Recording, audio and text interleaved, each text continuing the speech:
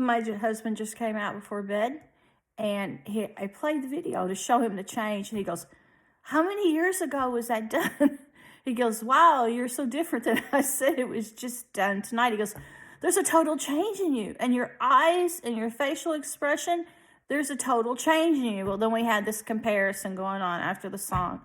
He said he loved all the lyrics, everything. He was just loved it. But we got into this deep discussion, and I wish you could see I'm tense and stressed. And it's because, we made this analogy that after I got married, I decided that I would be in his world. And I became a doctor's wife. So I became someone in the medical realm. And, everybody in that room is very serious. There's no dreamy, funny games, it's just serious. And so for all those years, I kind of just, I was in his realm only. So my other realm's gone. That artist, all this. And just talking about this stresses me out because we've learned that a woman often does this. They let themselves become their spouse. It's like the stronger character. I feel like I used to think, I felt like we were like this Japanese dragon, and he was the head and I was the tail. And then next thing you know, I have, a lot of women do this. They become their husband, and that world becomes their world only.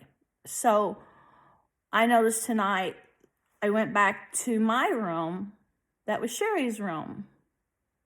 And it made me feel that I wasn't just like scraps or just a non-existent identity, that that's who I am, that person you saw on that video. But we tend to do this when we settle down. We just kind of change completely. And plus courtroom dramas with his ex, even on day after we're married, and then the Hollywood people and the killer offspring and all this. It totally shattered me completely, because it was a hard enough adjustment to go from being a writer and a creative thinker to a medical person and a serious person that's dealing with life and death. And I had all the years I used to go his medical conferences, and we only hang around with the medical community. I didn't have personal friends. It was all serious life and death medical type people. So it really is a different world entirely. And I was very blessed to be in his world, because I learned so very much from doctors. Like Tim Banerjee used to take us all the time. We go to Derby stuff together. We used to hang around with him, the brain surgeon, and he was one of our friends we regularly associated with. And I met people with the top IQs, and I learned so much from those people in different medical functions. But I think it made me a closed person, whereas the old me was just too open and friendly.